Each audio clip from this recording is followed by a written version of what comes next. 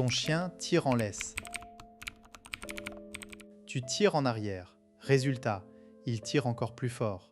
Ce combat quotidien te frustre, t'épuise et transforme chaque promenade en épreuve de force.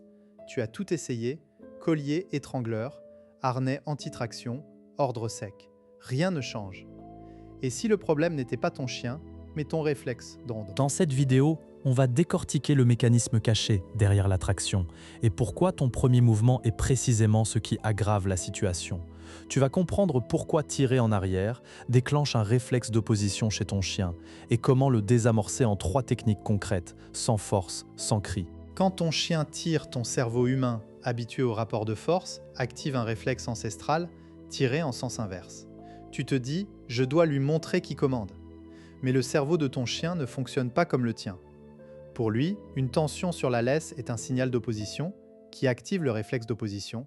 Plus tu tires, plus il résiste. C'est la même mécanique qu'un âne qui refuse d'avancer. Ce n'est pas de la domination, c'est de la neurobiologie. En comprenant ça, tu transformes la promenade en collaboration. L'erreur la plus répandue, croire que le chien tire pour dominer. On entend partout, il teste tes limites, il veut être le chef. Ces idées viennent d'une interprétation dépassée, basée sur des études de loups en captivité dans les années 1940.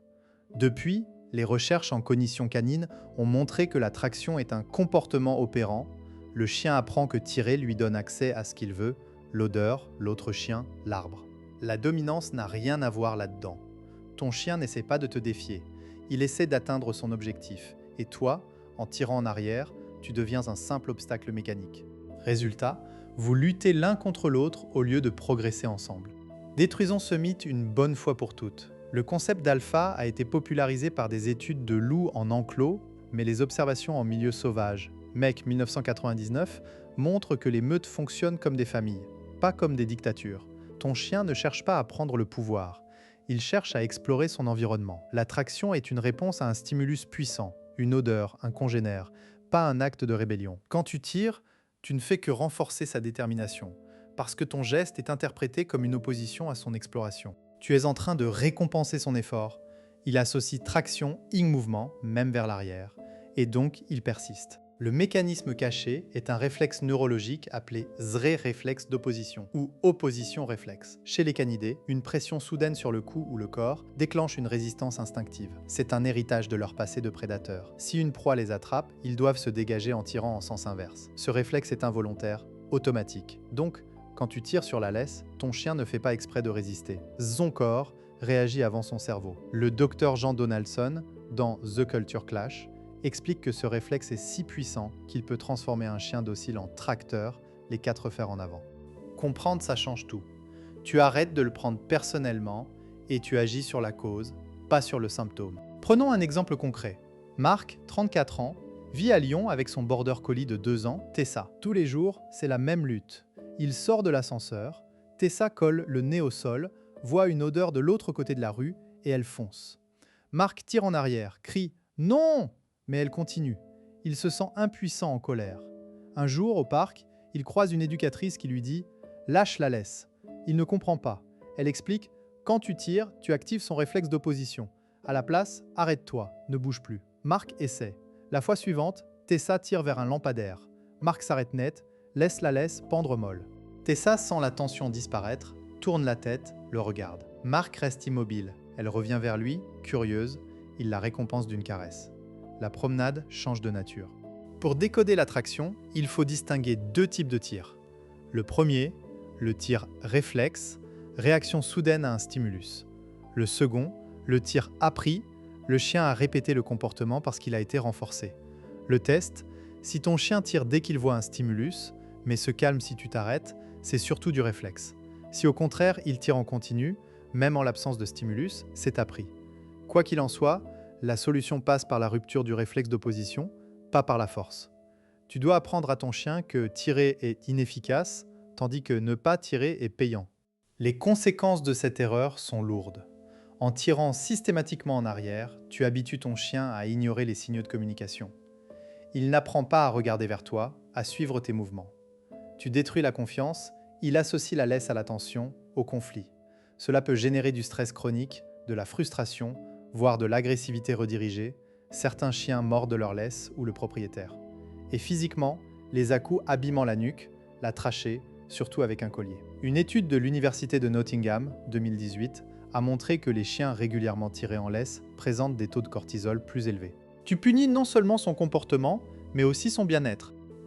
Technique 1. La statue. Arrêt réflexe. Dès que ton chien commence à tirer, arrête-toi immédiatement. Ne dis rien, ne tire pas.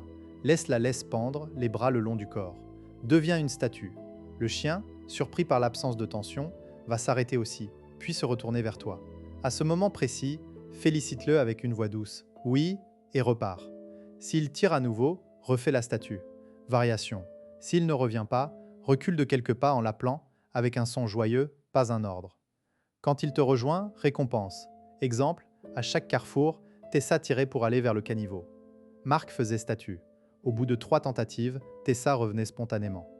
Technique répétée sur 3 jours, la traction a diminué de 80%. Technique 2, le changement de direction, disruption. Quand ton chien tire, au lieu de résister, change brusquement de direction. Fais un demi-tour, 180 degrés, ou un virage à droite. Le chien, qui tirait vers l'avant, se retrouve tiré de côté ou de l'autre côté. Il doit s'adapter. Ne tire pas sur la laisse, mais utilise un mouvement fluide du corps. Par exemple, tu marches, ton chien tire vers un buisson à gauche. Au lieu de lutter, tourne à droite et marche d'un pas décidé. Au bout de quelques pas, refais un tour et ainsi de suite. L'idée, ton chien commence à associer traction et que changement de direction, donc il ne gagne pas l'accès au stimulus. Au bout de 2 minutes, il va se concentrer sur toi pour anticiper ta direction. Astuce, utilise un mot comme « viens » en tournant. Cela crée une anticipation positive.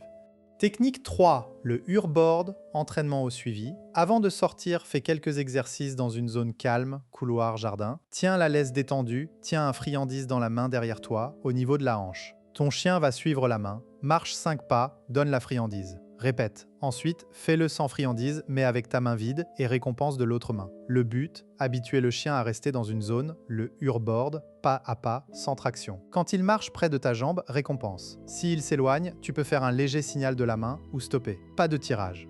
Au bout de quelques séances, 5 minutes 3 fois par jour, le chien intègre que près de toi est payant. En balade, toutes les 30 secondes, récompense-le s'il marche sans tirer. Cela renforce le comportement désiré. Maintenant, une objection fréquente.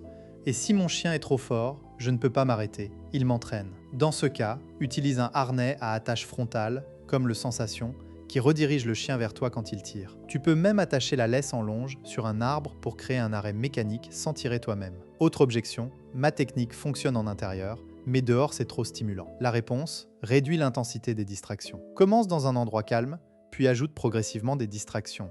Un autre chien au loin, un jogger. Le chien doit réussir à 80% avant d'augmenter le niveau. Ne brûle pas les étapes. Pour conclure, arrêter de tirer en réaction est le premier pas vers une relation harmonieuse. Tu n'es pas en compétition avec ton chien, tu es son guide. En désactivant le réflexe d'opposition par l'immobilité et les changements de direction, tu transformes la promenade en dialogue. Tessa et Marc marchent aujourd'hui côte à côte, la laisse relâchée. Marc me dit « Je croyais qu'elle était têtue. En fait, c'est moi qui la faisais buter. Alors la prochaine fois que ton chien tire, souviens-toi, ne tire pas. Deviens une statue, change de direction, récompense le bon pas. Et si tu veux aller plus loin, retrouve la formation complète en description avec des exercices progressifs de marche en laisse. N'oublie pas de t'abonner pour comprendre vraiment ton chien.